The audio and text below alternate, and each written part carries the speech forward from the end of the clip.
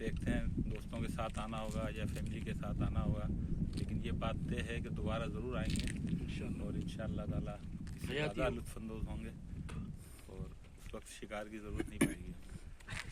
हाँ, या तो हम खुद ही शिकार होंगे जी। हमारे यहाँ अच्छा अब्दुल हमीद साहब, प्रोफेसर अब्दुल हमीद साहब हैं कराची से, तो कराची से उर्दू डिपार्टमेंट से ताल्लुक़ रखते हैं। सर आपको किसे ये नज़ारा नज़र आया, किसे लगा? मैंने कश्मीर के पहाड़ भी देखे और मुख्तलिफ कोहिस्तानी इलाके भी देखे, लेकिन इन पहाड़ों की खूबसूरत ऐसी है कि जैसे मैं अगर वहाँ पे देखता हूँ जैसे जो चिड़ियाँ या कबूतर वगैरह घोंसले बना लेते हैं ना, इस तरीके से बिल्कुल ऐसा लगे जैसे उसमें छोटी छोटी जो जगह उन्होंने बनाई है कुदरती तौर पर। जी जी बहुत ही खूबसूरत डिज़ाइन जिसे कहते हैं ना, एब्स्ट्रैक्ट आर्ट का शाहकार है जी। यानी आप वैसी तस्वीर खींच लें और उसको थोड़ा सा हाईलाइट करेंगे तो ऐसा जैसे एब्स्ट्रैक्ट आर्ट है।